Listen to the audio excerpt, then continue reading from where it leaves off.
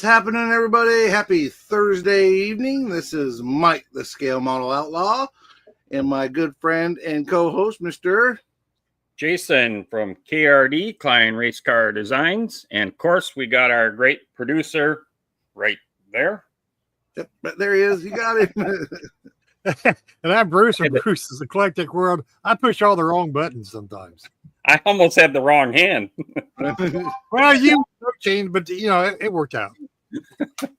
Woo, chat's already rolling big time. Kevin Smith's in there. We got Tin Man, Donnie Griffith, Cat. Man, it's blowing up. Lamb Chops Bills is in there.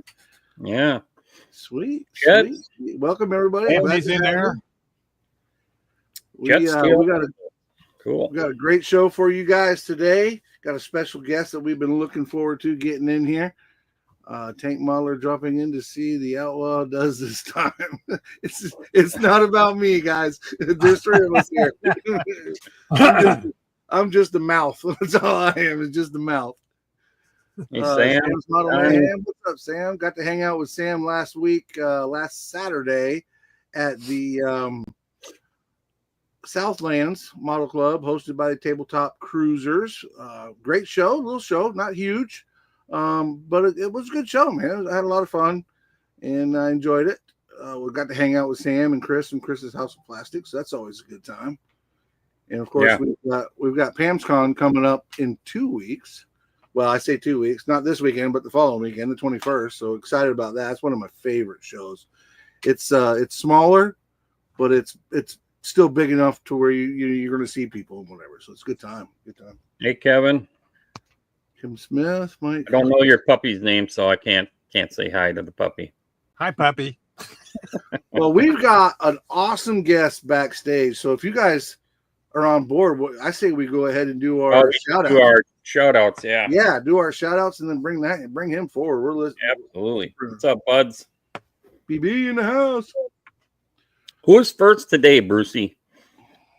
You know, the scripts I wrote just does it randomly, and I don't know till I bring it up on the screen. So there we go. It'll be a surprise to all of us. Well, that's mine. Okay. Yeah. This is a really cool channel. I'm really digging it. This is Jim from Papa's Model Workshop. I've been watching a few of his videos here now, like the Hobby Zone Organizer. That's one that kind of lured me into. Great channel. Has a really good job discussing what his thought process is, his builds, trying to help the community with tutorials on how he does his test spoons. I really like the idea where he just kind of takes a bunch of spoons, paints them all the different primer colors so that they're ready to go, and he can just grab whatever primered color spoon and then just lay his base down and see what the color looks like, you know, when he's picking his choices. So go over there, check out Jim, and tell him the AMC show sent you their way. Sweet. I don't know that I have him subbed. I got to go check him out. Yeah, he's a good guy. Good. So let's see who's next. Who is? Yeah, crapshoot. Oh, I know who it is. Mine. This gentleman I found out about from our good friend Manny, and he's different. He's different. This is David over at TUCTOWNRIDEZZ.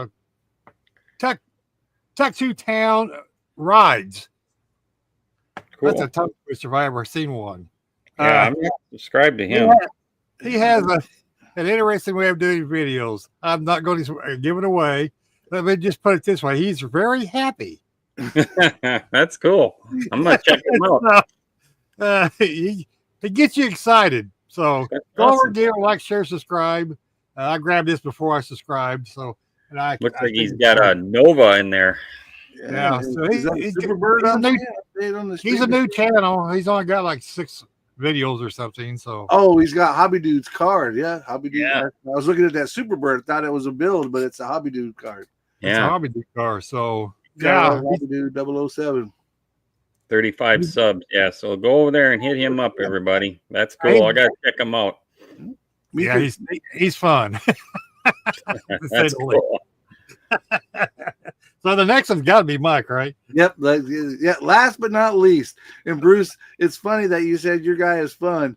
Big Eddie at 1231 is very unique, man. He's really high energy, lots of fun, and short videos. So you're not going to get bored with him. But he is super, super high energy and does some really cool stuff, man. I mean, his videos are real quick. I think his average video is like 4 or 5 minutes long, so he doesn't bore you like I do on my long-winded channel. But Bruce, we lost Jason. He said he was having trouble with the weather.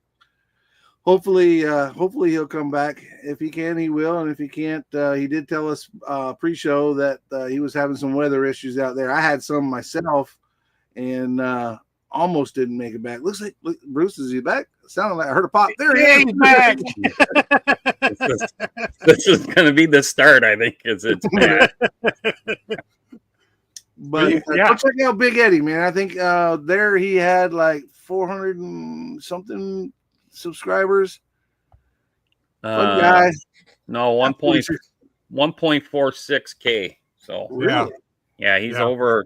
Yeah, he's 1.4. I guess I must have misread. Maybe I saw the 429 and thought it was subscribers, but so those two guys are very energetic. So you guys need to go and subscribe to those two guys. I love how he closes out every one of his videos. You can't see him, or at least in the videos I watch, you can't see him. All you hear is peace, and he's out. Yeah, I'm not subscribed to him either, so I just wrote him down too. I got to go check him out. Sam says Big Eddie is cool. Yeah, he's a lot of fun, man. He'll make you. I was already subscribed to him. Yeah, really high energy. That's I like cool. watching these shop card shout outs because that's how I find my new channels. Oh, really? Yeah, seriously. That's funny. Hey, Steven. Well, all right, guys. Especially with your wanky internet, Jason, and mine's probably not far behind you. Like I said, I was telling the guys behind the scenes, we got our summer storms have just started. Woo!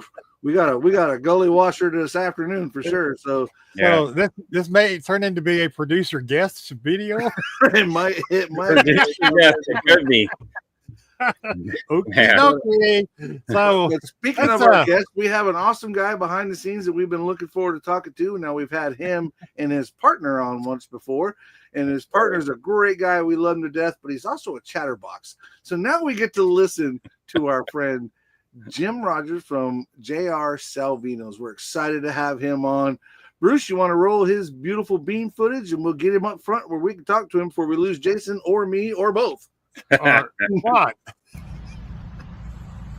Are you ready? Let's go.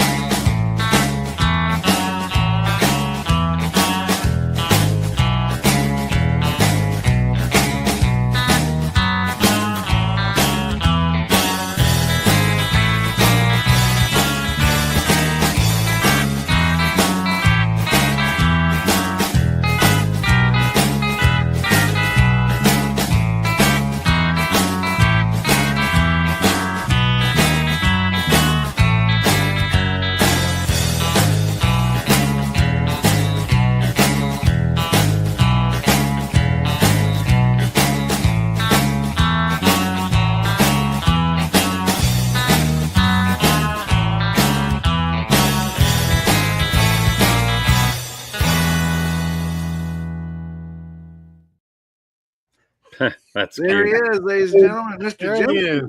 Good evening, all. Hey, and since I am the only one without hat, I'm going to join. All right.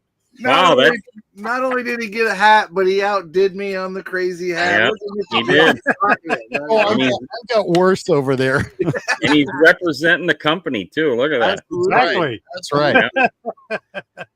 So good evening, boys. Good evening. We were so glad to have you and Rick on, but like we said, I know you heard us in the back room back there. Mm-hmm. Rick tends to be a chatterbox. We love him, don't get me wrong, but we want to hear from what we believe to be the brains behind the operation.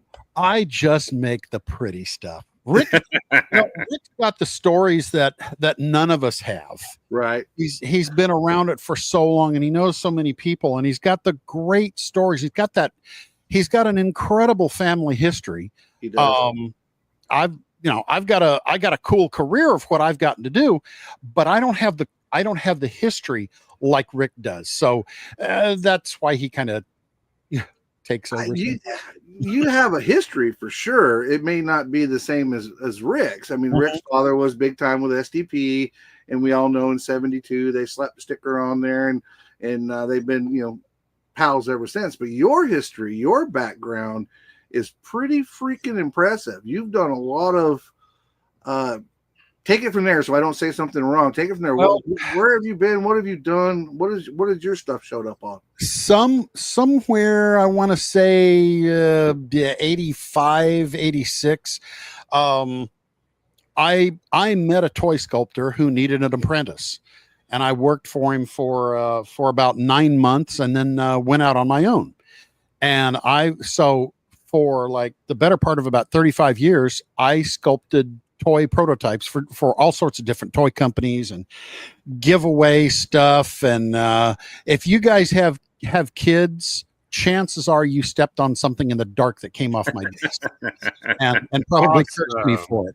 So anyway, I had a company at one time. I think I had about a dozen people working for me, and full-time mold maker, did all the rubber molds and the resin castings, but then everything started to go digital in about, when everything took a dump in about 2009. So my company had to just kind of fold up, and other companies started doing stuff digitally. And I just, I made the mistake of not going that way.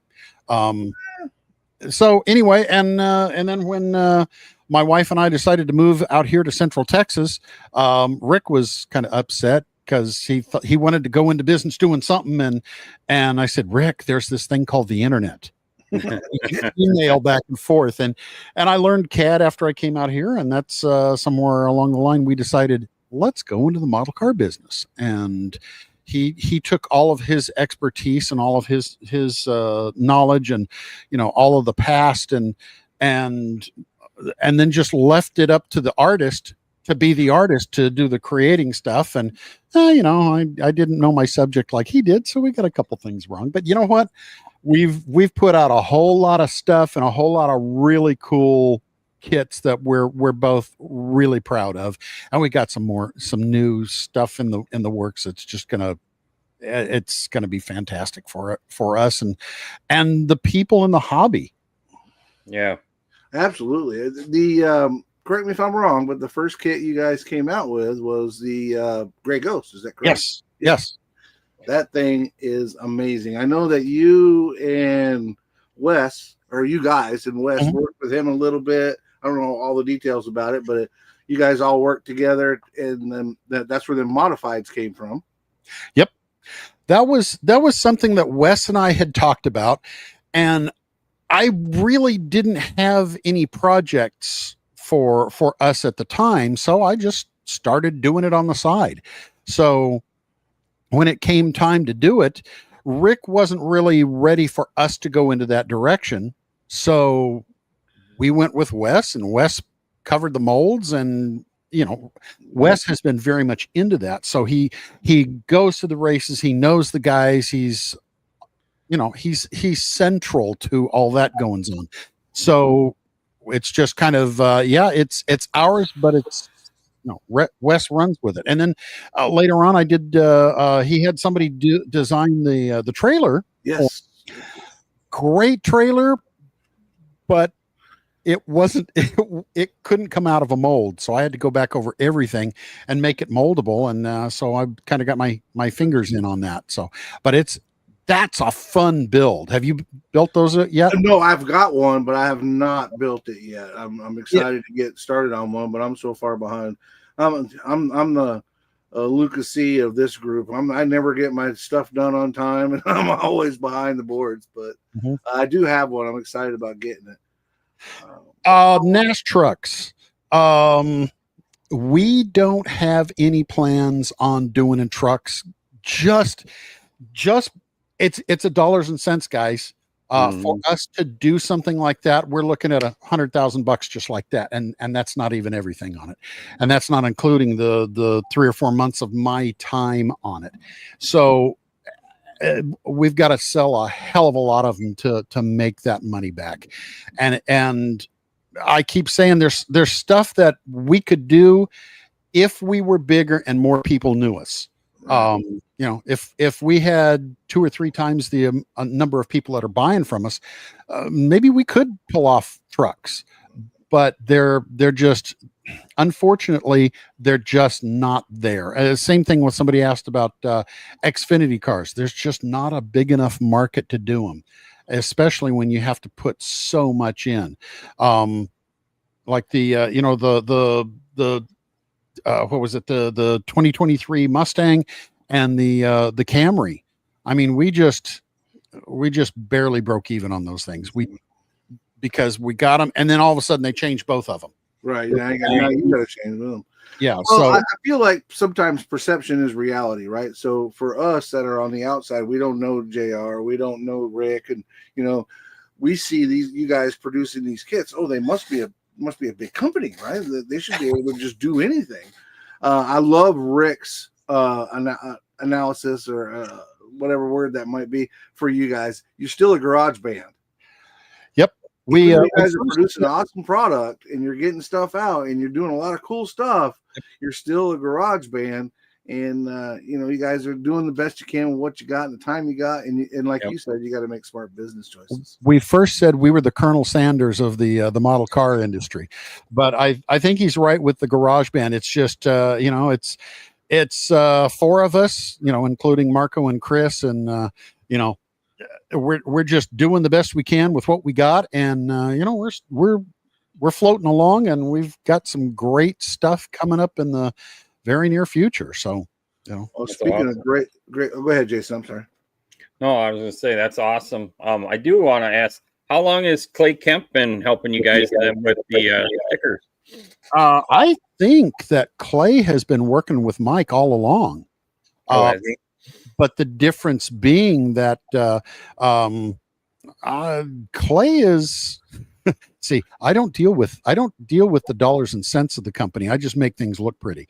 And I think more or less he's almost a full-time employee, because we've got because Mike's using him, but you know, we've got him doing how many, 3, 4 cars a month. Yeah. So that's pretty much full time. And then and he's taken care of, once I get the box art done, then he has to do the whatever is necessarily done to them to get them into off to the printer. Right. Oh, nice. So for his role, correct me if I'm wrong, Jim. His role is to design the decals, and you guys send them. I think that's the only thing you send out of the country. Is that right? You send it to Italy. We send, yeah. Now we had been doing our molds in China, but there's we've through Wes, we've found there's a couple companies here in the country that can do our molds for a comparable price, which I love that. That's, you know, for so long we couldn't even get a quote from anybody in the country on doing molds.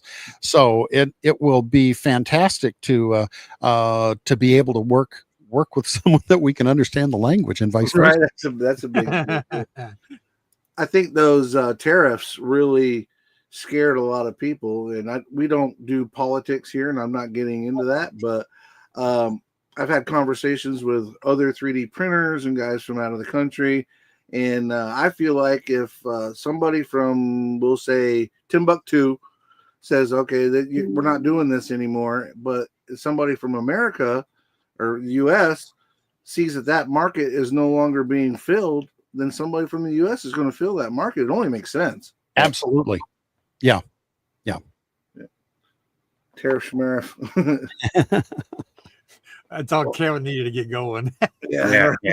Like I said, we don't do politics, so we're not going to respond to any of the politics stuff. Yep. Now, I do want to bring up I may have the year wrong, the 64. Is that the year of that Lotus that you guys are doing? I think it was the 65 winner, the Model 38. Yeah. Rick finally got the resin body samples from Mr. Lucas E today, and he's had the metal parts for about a week. So he's going to this weekend. He says he thinks he's going to be able to knock that thing out over a weekend. I laugh. But he thinks he's going to get it done over the weekend. So all the power to him, and get a sample done, and then hopefully cross all my fingers and toes. This coming week he'll have a sample assembled. Sorry, I didn't do that intentionally. But it looks good. It was cool.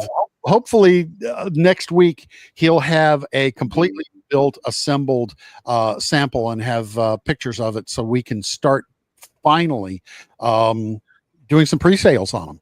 So that has been a very long project. I was privy. Mr. Jim shared with me while he was building some of the metal pieces and his jewelry and his background with what he does. And my God, amazing stuff. Amazing stuff. You do such great work, Jim. Well, thank you.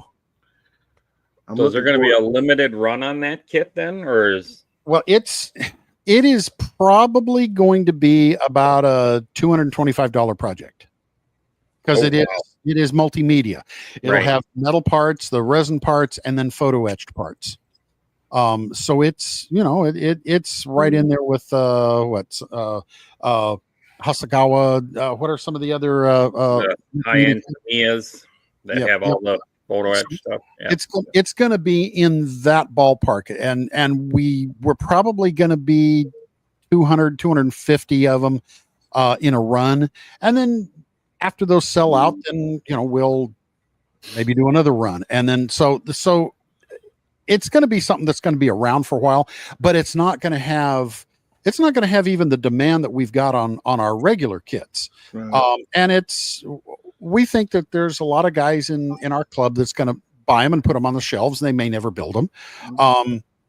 But it's a different group of builders. You probably guys that do that. Yeah.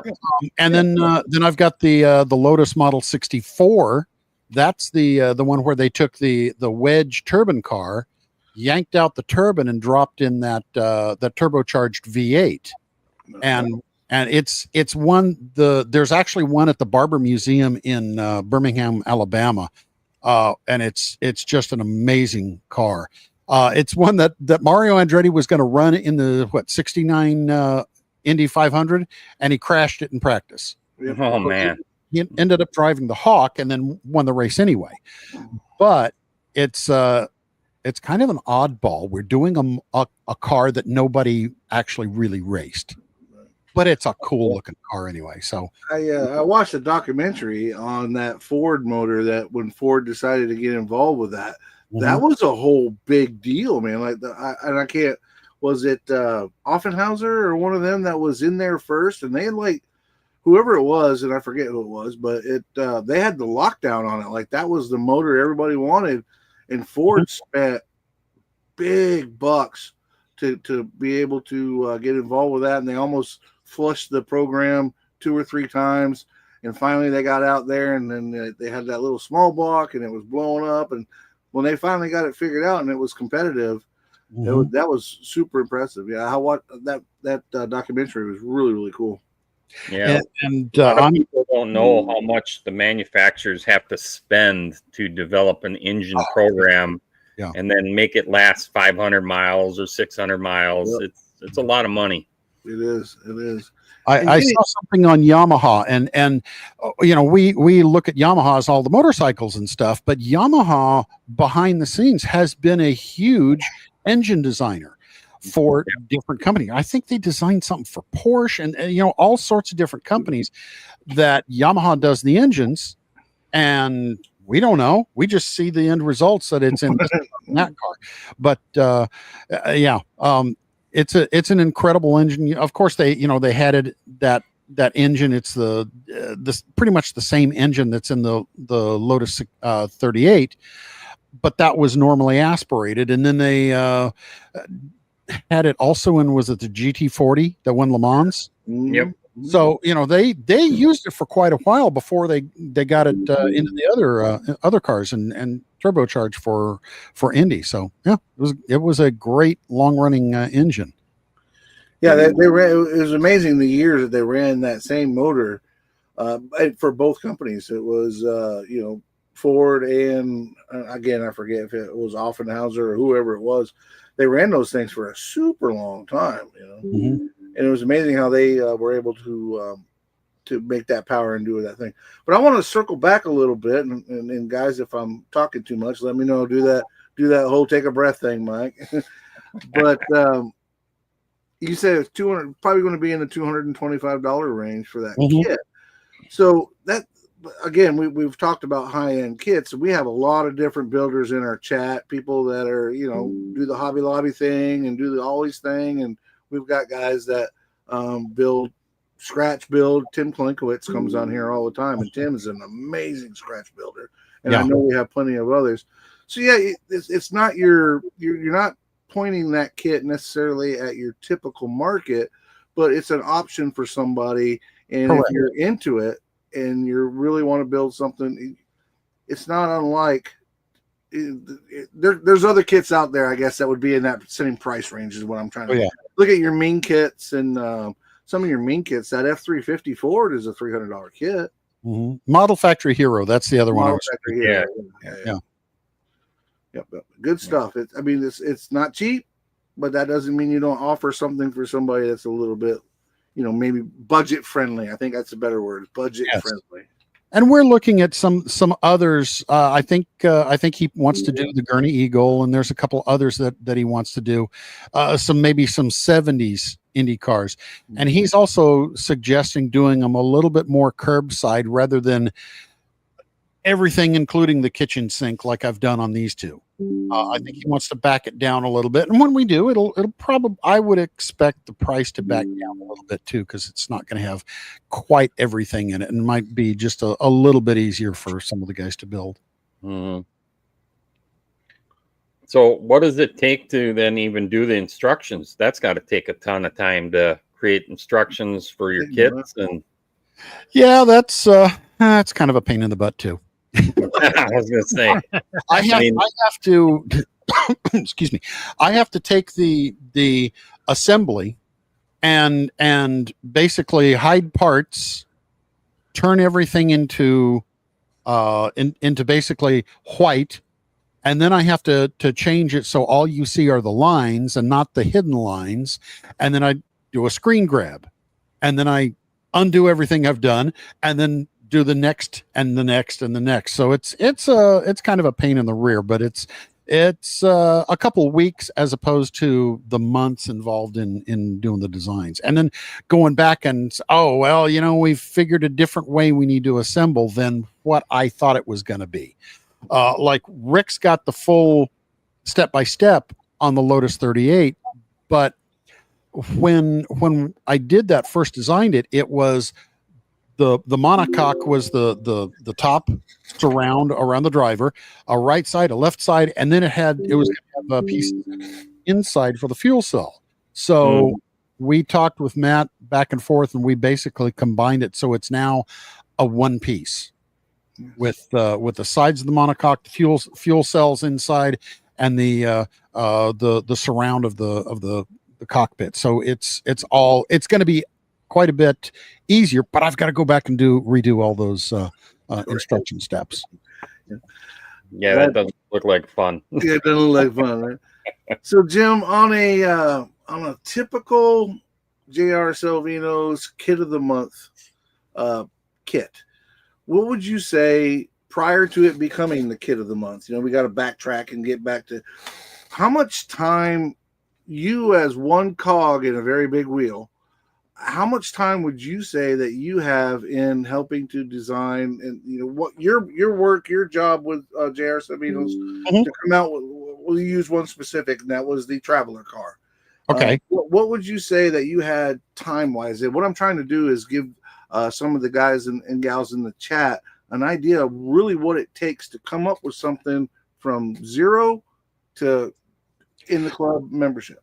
Okay, well, for let's just say any given Chevy, because that's pretty close to what you're dealing with. Right. Any given Chevy, we've got a whatever team we're licensed with on it. We've got to either get photos of the car on the track, and I've got to get that photo, and meanwhile, Clay is.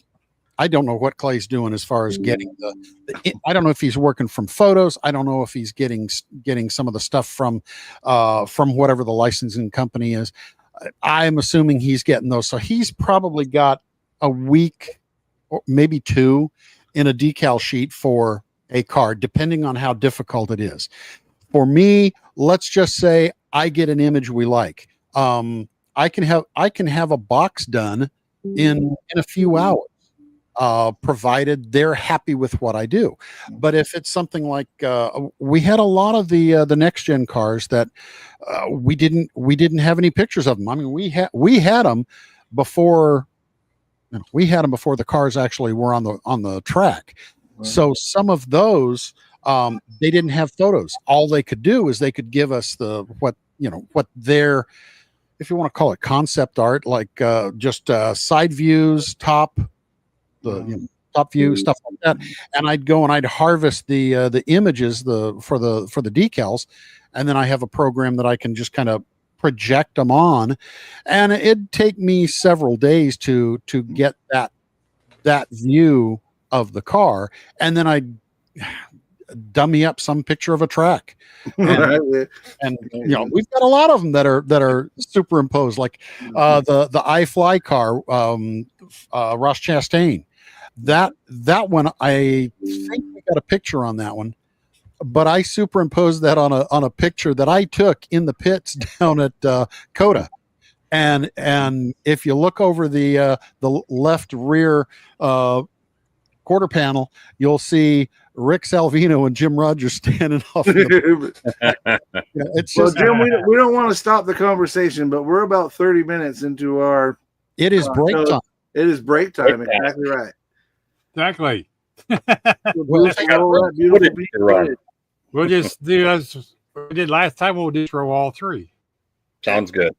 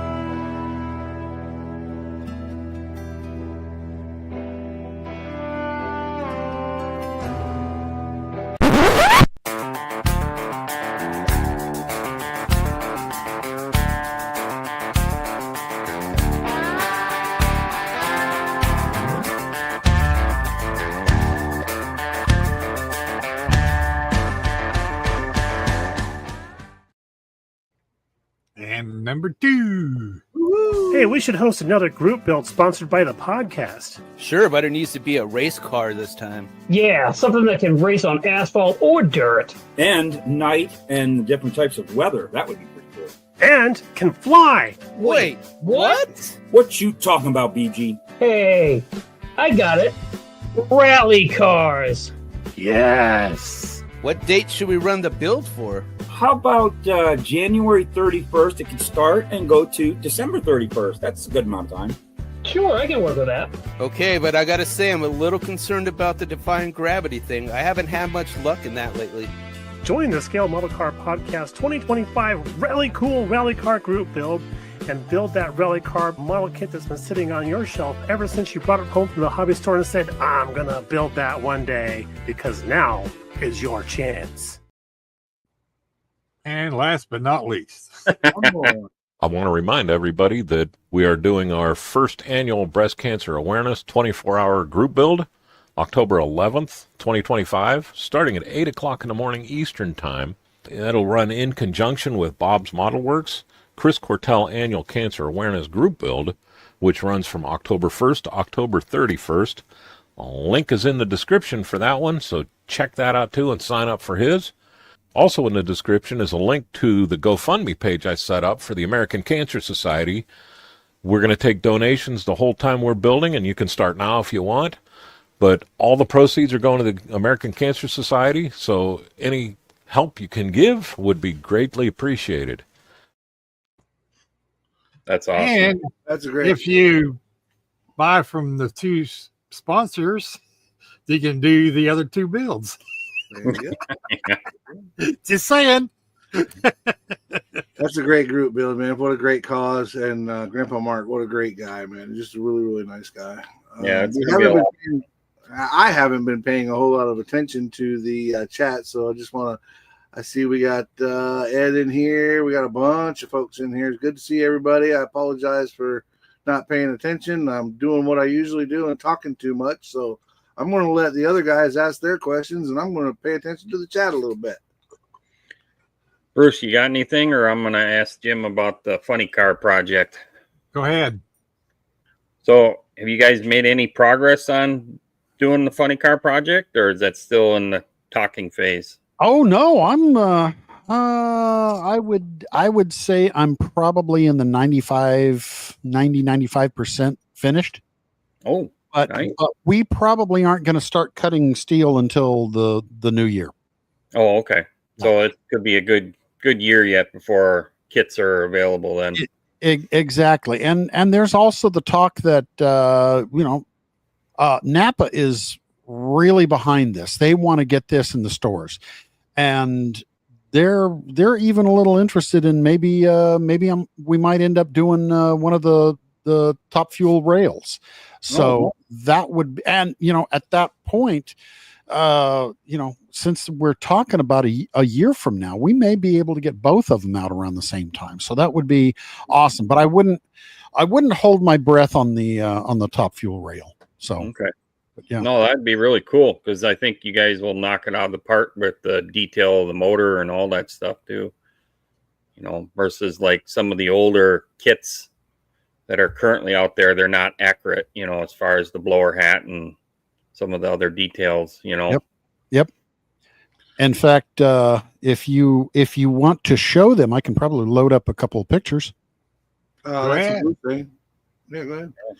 Real quick, while you're doing that, is there any truth to the rumor that Toyota's getting out of drag racing? Yes, that's what we've been told. That Toyota is Toyota drivers are still going to be driving, but Toyota as a sponsor is going to be stepping out and not sponsoring like they have been. Okay. But they're as far as we know, Ron Capps is still, and talking to him, he's still going to be running a Toyota body. So yeah, there's some if you want to. Contingency money is what they're going to get, basically. Yeah. Ooh. Oh, that's nice. That's pretty. So Rick is really trying to limit me as far as how many parts and how many parts trees, but that's not going to stop me from putting as much detail as I possibly can into the parts. There you got a view of the engine. I got a couple others, but they're not, they're kind of dark. Ooh. But anyway, so we'll have as much detail in it, but cut down on the number of parts. And one of the other things we are talking about is this is going to be an accurate motor, but for the guys who want to get really crazy, you were showing the VCG resins and the Scale Speed Garage and the other guys that are making, they're going to be making these engines. They're going to make all the oil tanks. They're going to make everything for this. We're giving you guys a platform to work on. And so I don't know if we're going to come back later with a different body. Who knows? It depends on who gets behind us. I would love it if we could do Force. because Oh yes. he hasn't talked to him in a while, but Rick has known him for years. So it would be awesome to do some John Force stuff. We'll just have to see what happens, but it's going to be simple. We're making this not necessarily for seasoned builders, but for the guy that walks into the Napa store and goes, "Hey, that's cool. I want that. I haven't built a model in years, or I've never built a model." Right. And they'll be able to build it with a whole lot less frustration than some of the guys with some of my designs, but they'll be able to build them, have a good time. But the guys like you who've been building stuff, you'll go, okay, the motor's good, but I want more. I want some more. So you're gonna be able to buy the printed parts or a totally printed engine, drop it in and some other stuff, and that's how the hobby is going, and I really love it. I make and sell some of my printed parts for our stuff, but that's just kind of a side thing that I do. The guys that are doing it full time, they're coming up with just some outrageous stuff. Right. And I love it. It's fantastic for the hobby, for everybody. Yep, I agree. I mean, to me, I'm a firm believer in the multimedia and having many options to create, what we all consider to be artwork, really.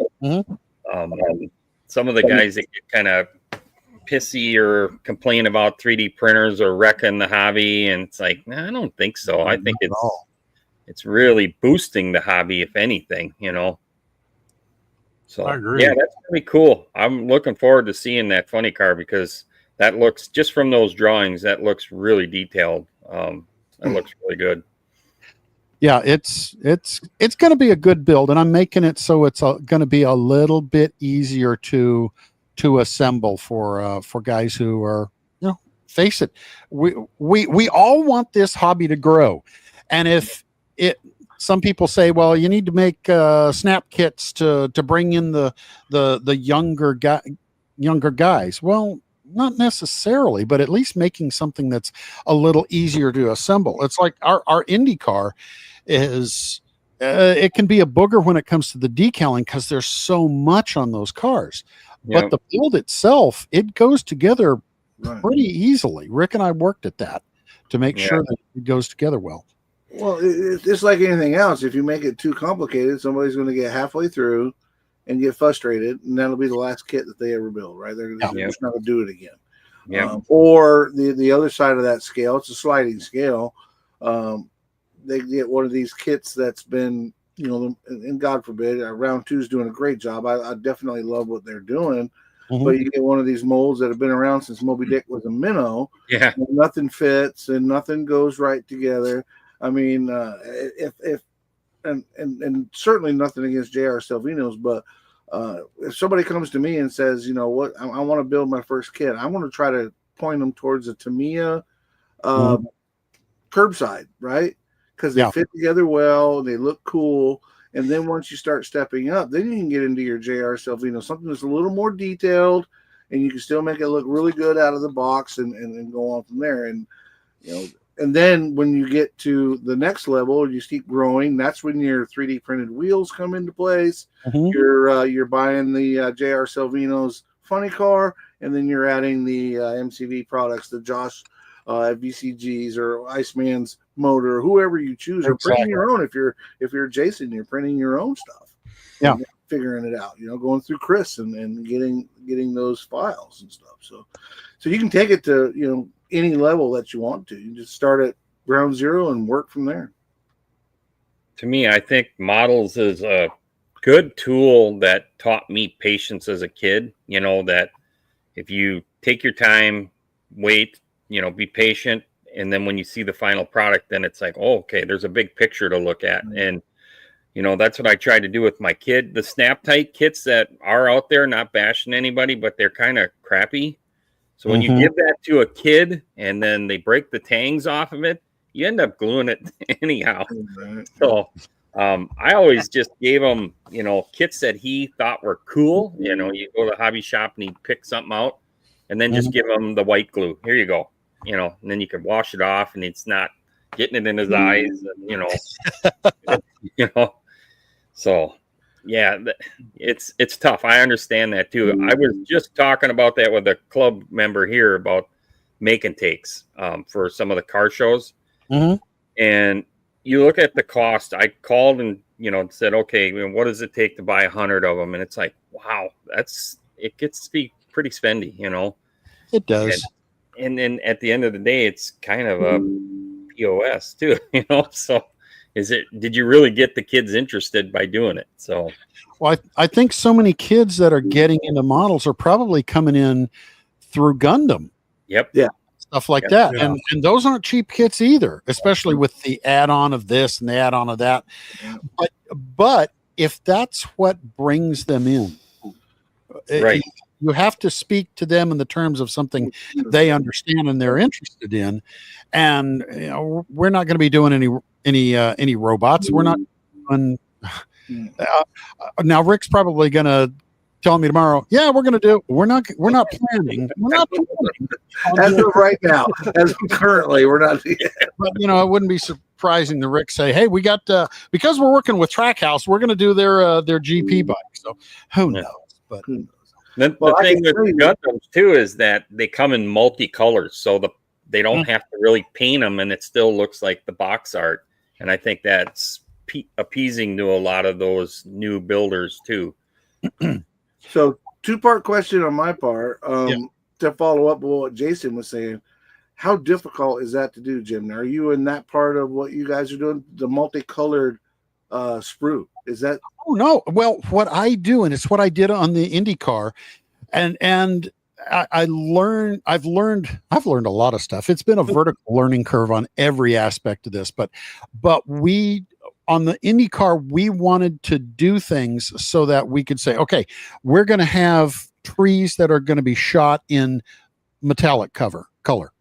We're going to have trees that are going to be shot in black, and we're going to have trees that are going to, like the monocoque. Everybody take a drink. The monocoque's going to be shot in a color, but the wings and the side pods might be something different. So they'll be on a tree of their own. Okay. So that we had that plan from the beginning, so that there's a minimum of issues. So they can shoot the monocoque in black. They can shoot the wings and the side pods in white and red or whatever it is, so that it makes it easier for the guys that may not have the painting skills, but they can build the car and they can decal it and they're done. Yeah. And that goes back to when Rick was on the road, back when he was in that transition from NASCAR into IndyCar, in the 80s, where when he'd be in a hotel or living in an apartment, he could buy a kit and build it, and with a minimum of painting. And that was our idea, is try to cut it down on those guys in the upper Midwest and the upper East Coast that have months of frozen, that don't get a chance to go out and paint. Not everybody gets a chance to paint, but if we can provide you guys with a base that you don't have to paint, then you can just do the decals over it, like a lot of our cup cars. We'll shoot them in whatever we can, and then do the decals over, instead of and also you don't have to decal an entire cup car. You've got those bases of like the Alex Bowman over my shoulder, that it was shot in that Dayglow orange, and then you just put the other colors on there and it's there. It's done. Yeah. So it makes things easier on the builders, and ultimately, if somebody wants to paint, they can always paint. We get always bitching, well, why did you shoot it in that? Now I got it. Well, we want it in white. No, you can prime it and paint it. It's not going to be any different. I feel like a lot of us, especially, and I know Bruce and Jason are much more advanced than I am as far as building goes. But I think because we get to this level that I'm scratching to get to, but you just want to do it all yourself, but we forget about, sometimes we maybe forget about the guy who's either getting back into the hobby or it's his first young person's first time in the hobby.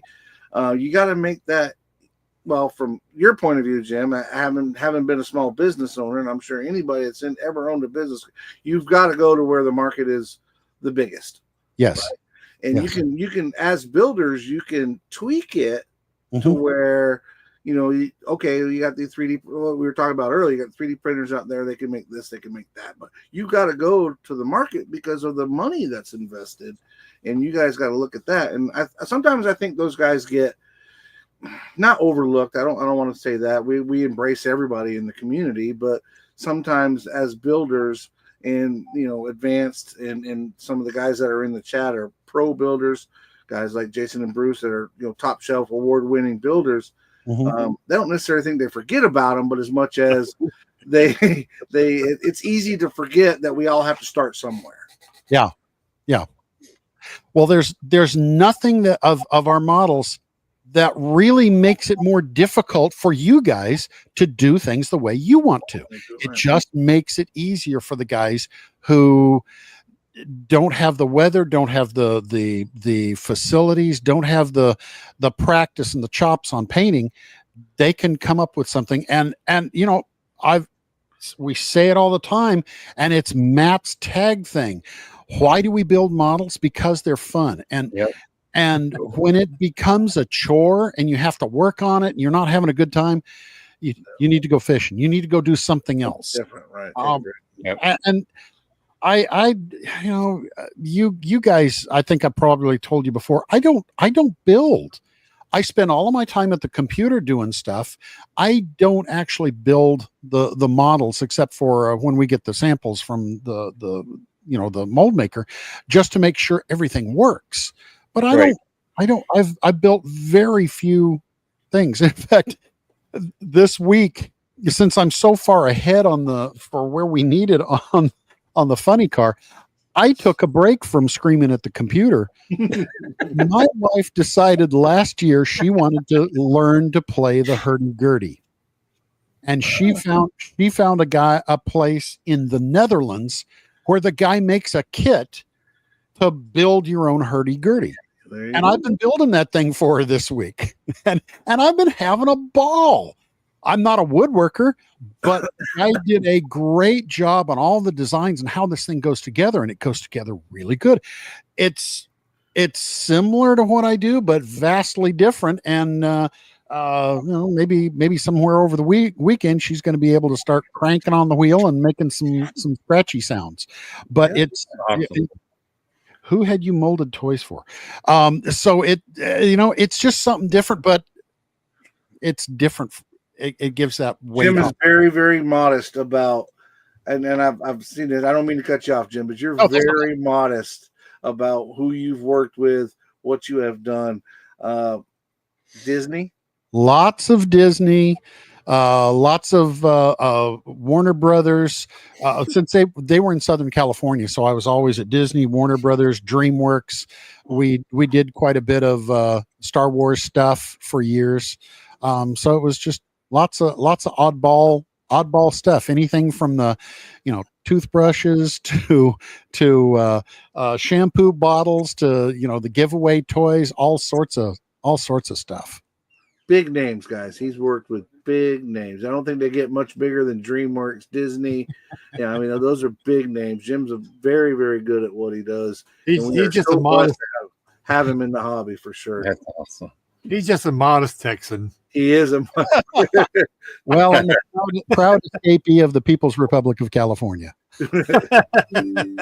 See, guys, there is good things coming out of California. Yep. Hey, and the biggest dog is, you know, Richard Petty. Come on. Yeah, right. Exactly. Well, That's guys, awesome. we are creeping up on our hour, and we know that usually right after the hour things start falling off. So, Jim, if you would like to plug anything, whatever it is you want to plug, please throw it out there now, and let's hear what your plugs are. Oh, my plug's just plain and simple. Go to Salvinos JR Models. There's all sorts of good stuff coming up all the time. Marco just put up the 1974 Richard Petty Daytona 500 winner with, as Rick keeps saying, the Dayglow orange has the half a basketball on the side. I don't know. We've got just started putting those up. I don't know why it took them so long to get that up on there. Those are up.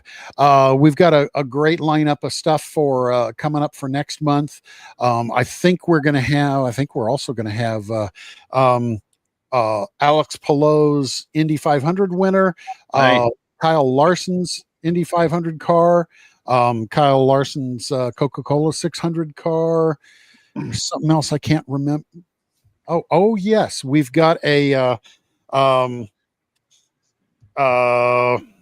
number 11 and 12 Monte Carlos from early 1980s. Who's the other guy? Sorry, you guys know him. But one you can build with. It'll have in the kit the flat nose or the arrow nose, so you can build whichever one you want. You want to build them both, you're going to have to buy 2 kits, but those are probably up there for sale. If not, they will be soon. So we've got all sorts of good stuff, and you can join Rick and me and most likely Lucas C on YouTube on Saturday mornings at 9:00 Central. And if you're interested in the model club, the builders club, it costs nothing to join. It's just you pay for a kit of the month. You don't get a choice on what the kit of the month is, but we've usually got like 9 classics and 3 of the modern cup cars for those kits of the month, and you can get discounts on all sorts of stuff. And anyway, it's you can meet about 400 become your newest bestest friends. So it's a cool thing. Well, I can definitely speak to the club. I'm a proud member, have been for right at 3 years now. I have several of the kits, and I love them. And one of the bonuses, if you're getting the kit of the month, and Jim's right, you don't get to pick your kit for the kit of the month. Mm-hmm. But if you're looking at your classics, or if you're into the new cars and you see one that's there, you can add that car to your list, and they don't charge you anything extra for shipping. Mm-hmm. So if you do the math on that, especially with the club discount, you're getting a really, really cool kit. They give you extra decals, and even decals for things that are just, whatever, right? And cool club stickers. And the club stickers are amazing. And I love the one with the dog. The dog one was good.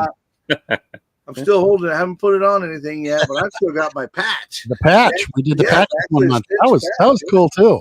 Yeah, that was very, very cool. So definitely go check out JR Salvinos, and lots of cool stuff over there. Join the Kit of the Month Club, and it's well worth it. And listen, I'm not a big fan of the new cars. Jim sent me a jig. Is the word I'm looking for? The assembly jig, yeah. Yeah, the assembly jig, and I'm looking forward to doing my first one. But I did open them up when I first got them. Those kits are amazing. I think it's going to be a lot of fun because they're new. I think new to us older guys that were into old NASCAR stuff. You try to shy away from it, but as a model builder, I think they're really, really cool, and they go together very well, or they look like they go. I haven't built one, but there's a couple little tweaks. Watch a couple of the videos on those things that between me getting them a little tight and the mold maker adding some draft, there's a couple little boogers, but you're getting 2 kits in 1 kit. That chassis in and of itself is a really cool kit, and it's cool to display.